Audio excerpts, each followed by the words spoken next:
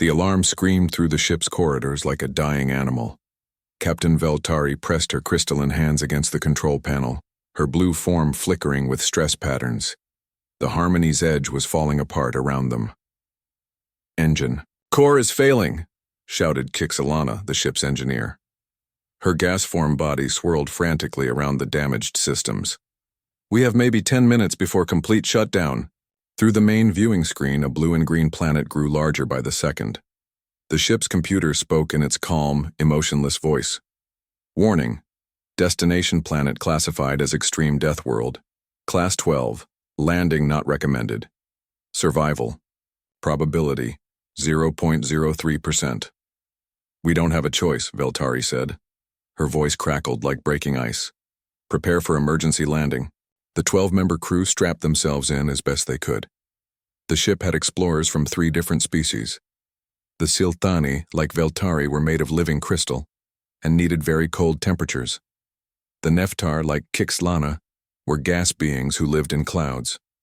The Quindal were pure energy that needed special containment suits. The ship hit the atmosphere like a stone thrown into water. Fire covered the viewing screen. The hull groaned and cracked. Emergency lights flashed red. Then everything went. Black. Veltari woke up to the sound of hissing. Her environmental suit was damaged and the local air was leaking in. She could smell something terrible. Oxygen. Lots of it. Almost 21% of the atmosphere was pure oxygen. That was poison to her people. She looked around the crashed ship. 3 of her crew were already dead. Their crystal bodies had cracked from the impact. 2 more were dying slowly as oxygen burned through their systems like acid. "Captain," wheezed Dextar, one of the Quindal. His energy form was flickering weakly inside his damaged suit. "The air, it's killing us." Outside, they could hear strange sounds, roars and calls from unknown creatures. The computer's voice was barely working. Multiple hostile life forms detected. Atmospheric composition, lethal. Gravity, crushing. Solar radiation, extreme. Recommend immediate evacuation. "Evacuate to where?" Veltari asked bitterly. The planet was a nightmare. The gravity was 3 times what most species could handle. The atmosphere was thick with poison gases. Water fell from the sky like tiny bullets. And according to their sensors, the entire planet was covered with aggressive life forms. The survivors huddled together in the main cabin. They sealed the doors and tried to fix their air filters, but they were running out of time. Their suits were damaged and the ship's life support was failing. That's when they heard voices outside. "Look at this mess," said someone in a language their translators didn't recognize at first. "Looks like something fell from the sky." "Could be a plane crash," said another voice. "We should check for survivors." Veltari couldn't believe it. There were native life forms outside, and they weren't running away or attacking. They were talking about helping. Through the cracked viewing port, she saw 2 figures approaching. They walked upright on 2 legs, with no environmental suits at all. They were breathing the poisonous air like it was nothing. One was taller with dark hair, wearing some kind of thick clothing. The other was smaller, also with dark hair, carrying a strange rectangular device. "Hello?" called the taller one. "Is anyone alive in there?" The ship's translator finally kicked in. These beings were speaking Korean, a language from the planet's database. "They're speaking to us," whispered Kislana. "How are they alive out there?" Veltari made a decision. She activated the ship's external speakers. We are alive. But we cannot come out. The atmosphere is toxic." There was silence for a moment. Then the smaller figure spoke. "Toxic? What do you mean? Are you aliens?" "Yes," Veltari said. "Our ship crashed. We are dying from oxygen poisoning." "Oxygen poisoning?" The 2 beings looked at each other. "That's unusual. Hold on, let us help you." The taller one walked closer to the ship. Veltari noticed he wasn't wearing any protection at all. His skin was exposed to the burning atmosphere. Droplets of water were falling on him from the sky, what they called rain, but he didn't seem to care. "I'm Kim Taeho," he said. "This is Park Mina, we're humans. What kind of help do you need?" "Humans." Veltari had never heard of this species. According to their database, this planet had no intelligent life. Yet here were two beings having a casual conversation in an environment that should kill them instantly. We need shelter, Veltari said. Somewhere safe from your atmosphere. And medical help. Some of our crew are badly hurt. Okay, said Mina. She sounded calm, like this was a normal day for her. Taeho, what about Jinwoo's barn? It's close and we can seal it up. Good idea, Taeho said. He looked at the ship again. Can you move at all? We need to get you somewhere better. Veltari looked at her surviving crew. 7 beings, all slowly dying from the most hospitable planet these humans called home. We can try, but we cannot breathe your air. Don't worry about that, Mina said. She was already speaking into her rectangular device. Jinwoo, it's Mina. We have a situation. Some visitors need help. No, not from the city, from much further away. While Mina talked, Taeho walked around the ship. He seemed to be studying the damage with interest rather than fear. When he passed close to a hull breach, Veltari saw him breathe in deeply. He was enjoying the air that was slowly killing her crew. Your ship is pretty beat up, Taeho called out, but it looks fixable. The main structure is solid. Fixable? Veltari stared at the human. Their ship was built with technology thousands of years ahead of anything these primitives should understand. Yet this Taeho was talking about it like a broken cart. We have a place ready, Mina announced. It's a farm building about 2 kilometers from here. The owner said we can use it as long as we need. 2 kilometers. On this Deathworld, that might as well be 200. The crew would have to cross open terrain, breathe poison air, and survive crushing gravity. It was impossible. We will try, Veltari said, because what else could she do? Great, Taeho said. Don't worry, we'll help you get there safely. As the surviving crew prepared to leave their dying ship, Veltari wondered what kind of beings these humans were. They lived on a planet that their most advanced computers called impossible for life. They breathed poison like it was nothing. They walked under deadly solar radiation without protection, and they wanted to help strangers. Outside, she could hear Taeho and Mina talking quietly. Think they're really aliens? Taeho asked. Look at their ship, Mina replied. And they're worried about oxygen. I've never heard of that before. True. Well, they need help. That's what matters. Veltari felt something she hadn't expected. Hope. Maybe, just maybe, they would survive this death world after all. But as she looked at her dying crew and thought about the impossible journey ahead, she wondered, what kind of species could live comfortably in hell and still offer help to strangers? She was about to find out. The journey to the barn was like walking through a nightmare. Veltari and her 6 surviving crew members moved slowly across the alien landscape. Their damaged environmental suits hissed and sparked with each step.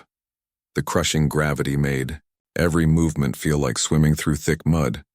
But the humans walked beside them like they were taking a pleasant stroll. Watch out for that rock, Taeho said, pointing to a small stone that would barely reach a human's ankle. To the aliens, it looked like a mountain. Mina kept checking a small device in her hand. Jinwoo says he's got the barn ready. He cleared out space and set up some lights. The aliens struggled to understand how these beings could move so easily. The atmospheric pressure should have crushed them flat. The oxygen levels should have burned their lungs. Yet here they were, chatting casually while walking through what the ship's computer had called an extinction-level environment. There's the farm, Taeho said, pointing ahead. Veltari saw a collection of simple buildings made from local materials. Smoke rose from one of them, evidence of combustion happening in the open air. On any civilized world, that would require special permits and safety equipment. Here it seemed normal. A new human emerged from the largest building. He was older than the other 2, with gray in his hair and dirt on his clothes. His hands were stained with what looked like organic matter. You must be our visitors, he said, with a smile. I'm Lee Jinwoo. Welcome to my farm. The aliens stared at him. This Jinwoo was covered in biological contamination and seemed completely unbothered by it. Worse, He was standing in direct sunlight, the unfiltered solar radiation that their sensors said should kill any living thing in minutes. "Thank you for helping us," Veltari managed to say through her suit's speaker. "No problem at all," Jinwoo said. Mina explained the situation. "You need clean air, right? I sealed up the barn and brought in some equipment to help." He led them to the building. Inside, Veltari was amazed to see that the human had actually created a somewhat safer environment. The walls were thick, blocking some of the deadly radiation. The air smelled less poisonous, though it was still far from safe. "This should work until we figure out something better," Jinwoo said. "I brought some food and water, too." Food and water. The aliens looked at the offerings with horror. The liquid was clear, probably hydrogen oxide, which was corrosive to most species. The food appeared to be raw organic material, completely unprocessed and full of bacteria. "Thank you," Veltari said politely. "But we cannot consume local materials. They would kill us." The three humans looked at each other with concern. "What do you usually eat?" Mina asked. "Processed energy crystals and purified gases," explained Kixalana, her gas-form body swirling weakly. "Nothing that contains organic compounds or water." "That's going to be a problem," Taeho said. "We don't have anything like that here." Before anyone could respond, they heard footsteps outside. A new human entered the barn, a woman carrying a bag of strange objects. "I'm Choi Soo-jin," she said. "I'm a doctor. Mina called and said you had injured people." A doctor. Veltari felt a moment of hope. Perhaps this primitive species had some medical knowledge after all. Soo-jin approached the injured crew members with confidence. She pulled out various tools and containers from her bag. To the alien's shock, she was handling what looked like concentrated bacterial cultures and molecular acids with her bare hands. "These wounds look serious," Soo-jin said, examining Hexval, a quindal whose energy form was flickering dangerously. "I'm going to clean them and apply some antiseptic." "Wait!" Veltari shouted. "That liquid, it's highly corrosive." Soo-jin paused, holding a bottle of what humans called rubbing alcohol. "This? It's just antiseptic. It kills germs." "Kills germs?" Dextar whispered. "She's using biological warfare agents as medicine?" Despite their protests, Soo-jin continued her work. She cleaned wounds with substances that should have dissolved metal. She injected compounds that looked like cellular restructuring agents. Most shocking of all, she handled everything with casual confidence, as if working with deadly chemicals was perfectly normal. And it worked. The injured aliens began to stabilize. "How?" Veltari asked, staring at Soo-jin. "How do you handle those? Toxins without protection?" Soo-jin looked confused. "Toxins? This is basic medical supplies. Alcohol, saline solution, antibiotics. Nothing dangerous." While Soo-jin worked, another human arrived. This one was younger, with oil stains on his clothes and tools in his hands. "I'm Yoon Do-hyun," he said. "I heard you had a broken ship. Mind if I take a look?" The aliens watched in amazement as Do-hyun walked around their crashed vessel like he was examining a simple machine. He pointed out damaged sections and made notes on a paper pad. "The hull breach here isn't too bad," he said. "We can patch that with some metal sheeting. The power coupling looks fried, but I think I can jury-rig something with car parts." Car parts. Their advanced starship, built with technology that could cross the galaxy, and this primitive was talking about fixing it with transportation vehicle components. "Your ship uses some interesting design choices," Do-hyun continued, "but the basic principles are pretty familiar. Looks like you use electromagnetic field generators for propulsion, right?" Kixlana's gas form almost collapsed from shock. How do you know about electromagnetic field theory?" Do-hyun shrugged. "High school physics, though I learned most of it working on engines." As the day continued, more humans arrived. Each one treated the situation with calm curiosity rather than fear or amazement. They offered help like it was the most natural thing in the world. A woman named Nam Hye-jin brought something called tea, a hot liquid made from plant matter that should have been toxic. She also brought a small creature that the alien sensors identified as a predatory quadruped with retractable claws. This is Pudding, Hyejin said, holding the creature gently. She's friendly.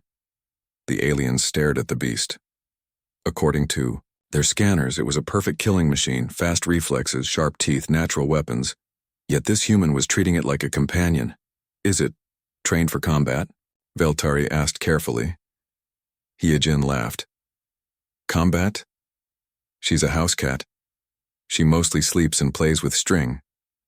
As evening approached, the aliens tried to warn their hosts about the dangers of their own planet. You should not be outside after dark, Veltari said urgently. The temperature drops will cause hypothermia. The predators become more active and the atmospheric composition changes. The humans looked at each other with puzzled expressions. It's only going to be about 15 degrees tonight, Teho said. That's pretty normal for this time of year. 15 degrees? Dextar gasped. That's below freezing. Celsius, Mina clarified. About 60 Fahrenheit. Perfect sleeping weather. The aliens couldn't comprehend it. These humans were planning to sleep in temperatures that would kill most known species. They lived with predators as companions. They used deadly chemicals as medicine and handled them with bare skin. And they acted like all of this was completely normal. As the humans prepared to leave for the night, Jinwoo made one final offer. If you need anything, just call out. I'll be in the house right over there. Don't worry about bothering me. I'm used to checking on things at all hours. After the humans left, the aliens sat in confused silence. They're not using any technology, Kixalana whispered. No environmental suits, no protective gear, no enhancement devices. They're surviving this death world with just their natural bodies. It's impossible, Veltari said. No species can adapt to conditions this extreme. But the evidence was all around them. The humans weren't just surviving, they were thriving. And they were doing it with kindness, offering help to strangers from another world. The aliens were beginning to realize that everything they thought they knew about life and survival might be completely wrong. 3 days had passed since the crash. The aliens were slowly getting used to their barn shelter, though they still couldn't understand how the humans lived so easily on this deadly planet. That morning, new visitors arrived. A vehicle pulled up outside, a machine that moved on round wheels and burned explosive fuel for power. To the aliens, it looked like a mobile bomb. 3 humans climbed out like it was perfectly safe. Good morning, called a man with glasses and clean clothes. I'm Kang Minho from Seoul University. I heard we have visitors from another world. Behind him came 2 more humans. A woman introduced herself as Oh Soo-young, and a younger man said his name was Jang Woo-jin. They all seemed excited but not afraid. We're researchers, Minho explained. We study different cultures and sciences. We'd love to learn about your people if you don't mind. Veltari was amazed. These humans had traveled from their nest city to this dangerous area just to satisfy curiosity. They treated first contact with aliens like an interesting school project. We would be honored to share knowledge, Veltari said carefully. But we are concerned about your safety. This planet is very dangerous for most life forms. The 3 humans looked at each other and smiled. Dangerous? Soo-young asked. What do you mean exactly? Your atmospheric composition, temperature variations, radiation levels, aggressive wildlife, Kixalana listed off. How do you survive these conditions? Woo-jin pulled out a small device and started taking measurements. The atmosphere here is about 21% oxygen, 78% nitrogen. Temperature is 18 degrees Celsius, pretty normal for spring weather. Normal? Dextar gasped. That oxygen level would kill most species in minutes. Really? Minho asked, genuinely curious. What do your people breathe? As they talked, the humans suggested something that terrified the aliens. Would you like to see more of our local area? Soo-young asked. We could show you how we live here. Maybe take a short trip to the mountains. The mountains. The alien sensors showed that area as even more hostile than the farm. Higher radiation, thinner air, more aggressive creatures and unstable terrain. That would be suicide, Veltari, said quickly. Suicide? Minho looked confused. It's just Jirison National Park. We go there for weekend trips all the time. Before the aliens could protest more, another human arrived. This one wore different clothes, sturdy boots, thick jacket, and carried a large pack full of supplies. I'm Bae Kyung Min, he said. I'm a park ranger. I heard you wanted to visit the mountains. A park ranger. Someone whose job was to work in the most dangerous areas of this death world. I planned an easy route, Kyung Min continued. Just a day. Hike suitable for beginners, nothing too challenging. The aliens huddled together to discuss this insane idea. We can't survive in the open, Hexval whispered. The radiation alone will kill us. But they seem to think it's safe, Kixalana said. Maybe they have protective technology we can't see? Or maybe, Veltari said slowly. They're tougher than we thought. In the end, curiosity won. The aliens agreed to the trip, though they brought every piece of protective equipment they had left. The journey began at dawn. The humans walked easily while the aliens struggled with every step. The path led through what the humans called a forest, an area packed with tall organic structures that blocked out the deadly sky. These trees are about 200 years old, Kyung Min explained casually, patting one of the massive trunks. 200 years. The aliens stared at the towering plants. These organisms had survived in this hostile environment for longer than most civilizations existed. As they walked, the humans pointed out various life forms with enthusiasm. Oh, look, said Su Young, stopping to examine some small creatures. Wild boar tracks. There's a family that lives around here. Wild boar. The aliens checked their scanners. The readings showed large, aggressive mammals with natural armor and dangerous tusks, apex predators. Are they dangerous? Veltari asked. They can be territorial, Kyung Min said, but mostly they avoid humans. Just don't get between a mother and her babies. The humans spoke about deadly predators like they were discussing neighbors. The trail began to climb upward. The aliens' suits whined under the increased stress. The humans breathed a bit harder but kept walking without any equipment at all. How high are we going? Dextar asked, his energy form flickering with effort. About 800 meters above sea level, Kyung Min replied. Nothing too extreme. 800 meters. At that height, atmospheric pressure would drop significantly. Radiation levels would increase, temperature would fall. It should be impossible for unprotected life to survive. Halfway up the mountain, they encountered one of the wild boar creatures. It was massive, easily 150 kilograms of muscle, tusks, and attitude. It stood in the middle of the path, staring at the group with small, intelligent eyes. The aliens froze in terror. Their sensors screamed warnings about the apex predator blocking their escape route. But then something incredible happened. A new human appeared from behind a tree. She was carrying a large device with multiple lenses and moved quietly toward the dangerous beast. Perfect, she whispered. The light is just right. She was walking toward the predator. On purpose. That's Shin Hae-won, Kyung Min said quietly. She's a nature photographer. She's been tracking this family for weeks. Hae-won approached the boar slowly, making soft clicking sounds with her tongue. The massive creature watched her but didn't attack.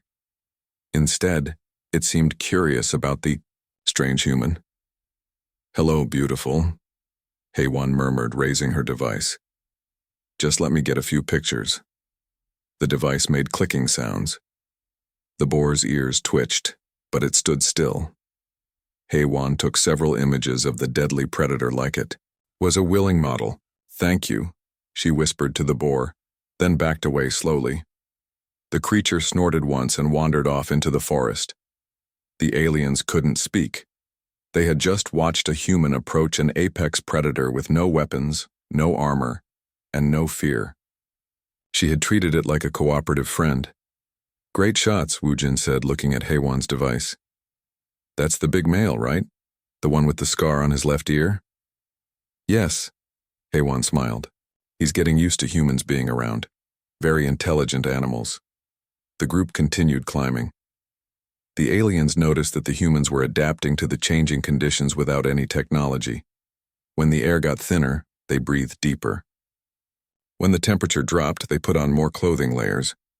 When the terrain got rougher, they just stepped more carefully. It was like watching masters of survival who made it look effortless. Then the weather changed. Dark clouds gathered overhead with frightening speed. The alien sensors detected massive electrical activity in the atmosphere. Storm coming, Kyung-min observed, looking at the sky. We should find shelter. Before they could move, the first lightning bolt struck a tree less than a kilometer away. The thunder that followed was deafening. Atmospheric electrical discharge event, HFY screamed. Take cover! The aliens threw themselves to the ground, expecting death from the sky, but the humans just put on waterproof jackets. It's just a spring thunderstorm, said a young human who had joined them along the way. I'm Park Chan-woo, by the way. I study weather patterns. Rain began falling. Not the gentle droplets the aliens expected, but heavy sheets of water driven by powerful winds. Chan-woo stood in the storm with his arms spread wide, getting completely soaked. This is perfect, he shouted over the thunder. See how the temperature drops about 5 degrees when the rain starts? And the way the wind patterns shift? Classic mountain storm formation. He was enjoying it. The deadly storm that should have killed them all, and this human was treating it like entertainment. More lightning flashed. More thunder shook the ground. The humans kept walking, now wearing their rain gear but otherwise unbothered by the electrical chaos overhead. The trail gets a bit muddy in the rain. Kyung-min called back to the aliens. Watch your step. The aliens stumbled through the storm, their suits sparking and failing in the moisture. The humans moved through the same conditions like they were walking through a light breeze. By the time they reached shelter, a simple wooden structure that somehow kept out the deadly storm, the aliens were exhausted and terrified. The humans were energized and happy.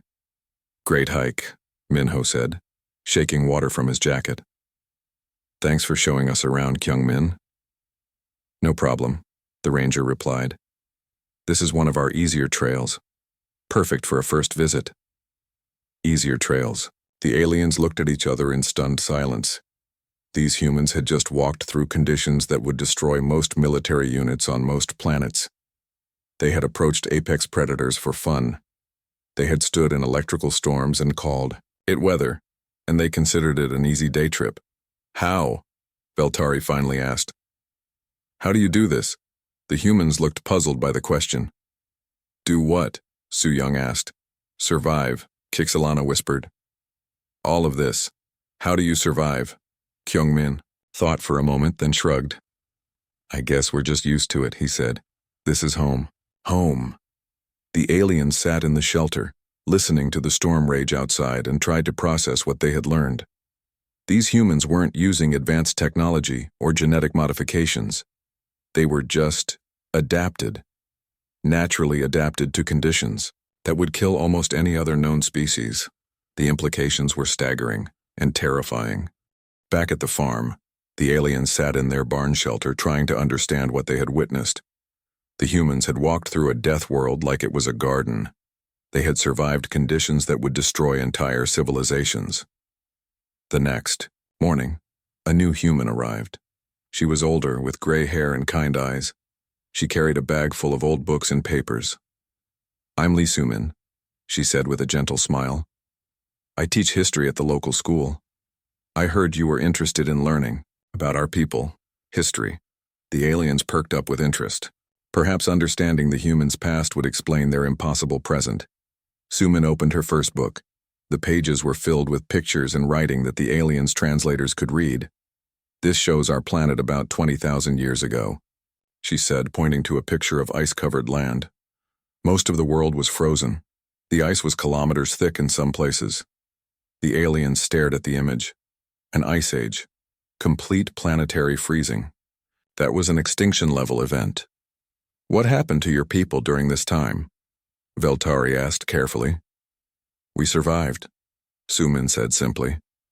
It was difficult, but humans learned to hunt, make fire, and build shelters. We followed the animals and found ways to stay warm. Survived, during planetary freezing, without any visible technology. Soo-min turned more pages. Here's from about 75,000 years ago. A volcano called Toba exploded. It blocked out the sun for years and nearly killed everything on the planet. Another extinction event. The alien sensors indicated that such a volcanic event would sterilize most worlds. How many humans died? Kixalana asked, dreading the answer. Most of them, Sumin admitted. But some survived. Maybe only a few thousand people in the whole world. But they kept going. A few thousand survivors rebuilding an entire species after planetary devastation. The aliens couldn't comprehend such resilience. The history lesson continued. Sumin showed them wars, plagues, famines, and natural disasters. Each one should have ended human civilization. Each one was just another chapter in their story. Here's something more recent, Sumin said, opening a newer book. This is from about 70 years ago. There was a big war here in Korea. She showed pictures of destroyed cities, hungry people, and winter battles. My grandmother lived through this, Sumin continued. She told me stories about eating tree bark when there was no food and sleeping in mountain caves to hide from bombs. An old woman entered the barn at that moment, moving slowly but steadily. She had deeply lined skin and sharp, alert eyes. Grandmother, Sumin stood up quickly. These are our visitors from space. The old woman, Kim Young-suk, looked at the aliens with curiosity rather than fear. Space travelers, eh? She said, settling into a chair. That's impressive, though I bet you never had to walk 200 kilometers in winter with no shoes. Young-suk began telling stories. Stories of surviving bombing attacks by hiding in tunnels. Stories of finding food in ruined cities. Stories of crossing frozen rivers at night to escape enemy soldiers. To her, these were just difficult times.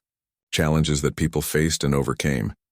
To the aliens, each story described survival scenarios that would challenge their best military units. The winter of 1951 was especially hard, Young-suk said casually. We ate grass soup for 3 months. Lost a lot of weight, but we made it through. Grass soup. She had survived on plant matter for months during sub-freezing temperatures. Were you enhanced somehow? Hexaval asked weakly. Did you have special training? Young-suk laughed. A sound like crackling paper. Enhanced? I was just a farm girl. We all did what we had to do. That afternoon, another human arrived. This one was different. He wore clothes that marked him as working near water, and he smelled of salt. I'm Ryu Jae-sung, he said. I study sea creatures. I heard you might want to see some of our local marine life. Marine life. The aliens had seen the ocean readings from orbit. The planet's water was filled with aggressive predators and toxic organisms. Is it safe? Veltari asked. Jae-sung smiled. The ocean? Sure, if you're careful. I swim in it all the time. He led them to a nearby coastal area, accompanied by his assistant, Han Mi-young. The smell of salt water made the aliens' sensors scream. Warnings about corrosive chemicals. Look at this, Jae-sung said, reaching into a tide pool with his bare hands. He pulled out a creature covered in spines. This is a sea urchin. Beautiful, isn't it? The alien scanners identified the creature as a living weapon, covered in venomous spines that could inject deadly toxins. Careful, Mi-young said. They can sting. But Jae-sung handled the creature gently, showing its spines and explaining how it lived. When he was done, he put it back in the water like it was a harmless pet. The jellyfish are interesting too, Mi-young said, pointing to translucent creatures floating in the water. Most of them here aren't too dangerous. Not too dangerous. The aliens watched in horror as Mi-young waded into the water, moving among creatures that their scanners classified as biological warfare devices. Then something incredible happened. One of the jellyfish touched Mi-young's arm. She jerked back with a small cry. Ow, she said, looking at a red mark on her skin. Got stung. She was injured by a venomous predator. The aliens waited for her to collapse, to call for medical emergency, to show signs of systemic poisoning. Instead, Mi-young rubbed some liquid from a bottle on the sting and kept working. No big deal, she said. Just a little moon jelly. Stings for a few minutes, then it's fine. A little sting. From a creature that could kill most known species. That evening, They met with Lim Dong Huan, a man who taught philosophy at the local university. He was interested in bigger questions. "Tell me," he said to the aliens, "what makes a world habitable in your culture?" "Stable temperature, safe atmospheric composition, low radiation, minimal geological activity, absence of hostile life forms," Veltari recited. Dong Huan nodded thoughtfully. "Interesting. You define habitability by the absence of challenges." "Of course," Kixalana said. "Challenges are dangerous." "But," Dong Huan said gently, "what if challenges are what makes life strong? What if avoiding all difficulties makes a species weak?" The aliens had never considered this perspective. "Your people live on worlds that protect you from hardship," Dong Huan continued. "Our world forces us to become strong. Which approach creates better survivors?" It was a question that shook everything the aliens believed about civilization. "We've built technology to protect us from our environment," Dong Huan said. "You've built technology to replace your environment. Both paths lead to survival, but they create very different kinds of people." That night, as the aliens tried to rest, they discussed what they had learned. "They're not just surviving," Veltari said quietly. "They're thriving, in conditions that should be impossible. Their entire species evolved on this death world." Kixlana added, "Every human alive today is descended from beings who survived ice ages, volcanic winters, plagues, and wars. They don't think they're special," Dextar observed. "To them, surviving the impossible is just normal life." The implications were staggering. Humans weren't technologically superior or genetically modified. They were simply the product of evolution, on a world so harsh that it had turned an entire species into natural survivors. Every human they had met was tougher than most galactic military forces. Every human child was growing up in conditions that would challenge trained soldiers from other worlds, and they didn't even realize how extraordinary they were. "What happens," Veltari asked slowly, "when the rest of the galaxy meets a species like this? What happens when beings who think ice ages are just difficult times encounter civilizations that consider a temperature change dangerous? What happens when people who swim with venomous predators for fun meet species that need protection from their own safe environments?" The questions hung in the air like storm clouds. The aliens were beginning to understand that they hadn't just discovered a new species. They had found something that would change the galaxy forever. The only question was whether the galaxy was ready for humans, or whether humans were ready for the galaxy. 2 weeks had passed since the crash. The alien ship was nearly repaired thanks to Kojin Su, a brilliant engineer who treated their advanced technology like an interesting puzzle. He had somehow made their quantum engines work using modified car parts and kitchen appliances. "The basic physics are the same everywhere," Jinsu explained, tightening a connection made from copper wire and aluminum foil. "Your people just made it more complicated than it needed to be." More complicated than it needed to be. The aliens stared at their repaired starship, technology that had taken their civilization thousands of years to develop, now running on primitive Earth materials. That morning brought an unexpected visitor. A small human female arrived at the farm, followed by a group of even smaller humans. "Good morning," she said brightly. "I'm Song Hyo Jin. I teach at the local kindergarten." The children wanted to meet the space visitors. Kindergarten. Young humans. The aliens watched in fascination as tiny human beings climbed out of a large yellow vehicle. These were human offspring, the most protected and precious members of any species. Yet here they were, walking around on a death world with no protection at all. "Children, remember to be polite," Hyojin said. "Our visitors are very different from us." The small humans gathered around the aliens with enormous eyes and excited chatter. They showed no fear at all, only curiosity. "Are you really from space?" asked a tiny human female with pigtails. "How did you get here?" wondered a male child with a missing front tooth. "Do you have families?" asked another holding a stuffed animal. The aliens answered carefully, amazed at how fearless these young humans were. On any civilized world, children would be kept far, away from unknown alien contact. Then one of the smallest humans, a male child named Bang Tae-min, did something that changed everything. He noticed the alien ship and decided he wanted a better look. Before anyone could stop him, he climbed the nearest tree like a tiny, fearless monkey. "Taemin, be careful," Hyojin called.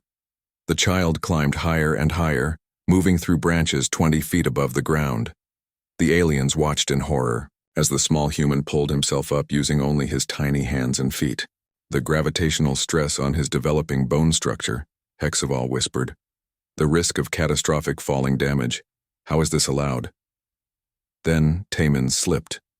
The aliens gasped as the small human fell from the tree, dropping 15 feet onto hard ground. They expected to see a tragic injury, possibly fatal. Instead, Taemin bounced up, brushed dirt off his clothes, and grinned. "I'm okay," he announced cheerfully. "I can see the spaceship really good from up there." The aliens stared. A fall that should have broken bones had been treated as a minor inconvenience by a human child. "Taemin, what did we say about climbing so high?" Hyojin asked, but she didn't seem truly worried. "Sorry, teacher," Taemin said, then ran off to play with the other children.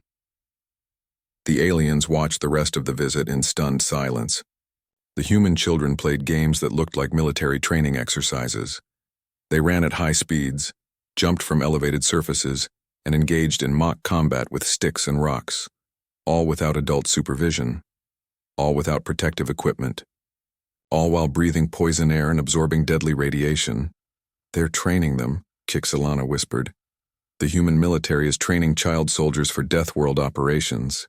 "No," Veltari said slowly, watching a group of children chase each other around trees. "I don't think this is training.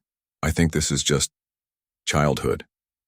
When the children left, the aliens requested a meeting with the humans who had helped them most. They gathered in the barn that evening. Taiho, Mina, Jinwoo, Sujin, Dohyun, and several others. A new human joined them, An Kyungho, who introduced himself as a writer and philosopher. "We need to understand something," Veltari said carefully. "Your species, your planet, your capabilities." "What do you want to know?" Taeho asked. "Everything," Dextar said. "We've been observing you for weeks, and nothing makes sense. You live in conditions that should kill you. You survive situations that would destroy armies. Your children play in environments that would challenge our best soldiers." The humans looked at each other with confusion. "I think," Kyungho said, thoughtfully, "there might be a fundamental difference in how we view life itself." He settled into his chair like someone preparing for a long conversation. "Tell me," he said to the aliens, "what is the purpose of life in your culture?" "To survive safely," Veltari answered immediately. "To avoid danger, maintain comfort, and preserve the species." Kyungho nodded. "For us, survival isn't enough. We want to grow, to explore, to become stronger. We see challenges as opportunities." "But challenges are dangerous," Kixalana protested. "Yes," Kyungho agreed. "That's what makes them valuable." Dr. No Yoonji arrived as the conversation deepened. She was an ethics professor from the university, and she brought difficult questions. "If we're being honest," she said to the aliens, "you have a decision to make. What will you tell your people about us?" It was the question the aliens had been avoiding. "The Galactic Council classifies worlds based on habitability," Veltari said slowly. "Earth is rated as Class 12, maximum death world. Impossible for life." "But we're here," Mina pointed out. "Yes," Veltari said. "You're here, and you're thriving. What does that mean for your galaxy?" Yoonji asked gently. The aliens considered. This. What would happen when the galaxy learned about humans? A species that thought ice ages were just difficult times. A species that swam with venomous predators for fun. A species whose children played in conditions that would kill trained soldiers. There would be panic, HFY admitted. Most species have spent thousands of years building safe, comfortable civilizations. The idea that such softness might be weakness, it would shatter everything we believe. Or, Kyungho suggested, it might inspire them to become stronger. What if, Yunji added. The galaxy has been asking the wrong questions about life. What if avoiding challenges has made most species weaker instead of safer? The discussion continued late into the night. The humans weren't trying to convince the aliens of anything. They were simply sharing their perspective. That struggle and challenge were part of what made life meaningful. We don't see ourselves as special, Tejo said. We're just people living on the planet we were born on. But that planet, Veltari said quietly, is rated as the most hostile environment in known space. If you say so, Jinwoo shrugged. It's home to us. The next morning, the alien ship was ready to fly. Jinsu had performed miracles with primitive technology, creating systems that worked better than the originals. Your engines should run more efficiently now, he said proudly. I simplified the power distribution and improved the fuel injection system. As the aliens prepared to leave, they faced their final decision. What would they report to the Galactic Council? We could say the planet was uninhabited, Kixalana suggested. No one would ever know. Or, Veltari said, we could tell the truth. What truth? Dextar asked. Veltari looked at their human friends, ordinary people who had shown extraordinary kindness to strangers from another world. That we found a species that might change everything we think we know about life, survival, and strength. In the end, they decided on a compromise. They would establish a secret research station, disguised as a deep space monitoring post. They would study humanity quietly, learning what made them so resilient. Maybe someday, when the galaxy was ready, they would share what they had learned. As their ship lifted off from the Deathworld that humans called home, the aliens looked down at the impossible planet below. They don't even know, Veltari said softly. They don't know they're the toughest species in the galaxy. Maybe that's why they're so tough, Kixalana observed. They're not trying to be strong. They're just being themselves. The ship's computer updated their mission files. Earth, class. 12 Deathworld. Inhabited by species demonstrating unprecedented survival capabilities. Recommend extended observation. But as they flew away from the blue and green planet, each alien carried a different truth in their hearts. They had met beings who lived in paradise and called it home, and maybe, just maybe, they had learned something about what life could become when it stopped running from challenges and learned to embrace them instead. Behind them, on the impossible world below, the humans went about their daily lives, surviving, thriving, and finding joy in a universe that most species would consider far too dangerous to call home. The galaxy would never be the same, even if it took a while to realize it.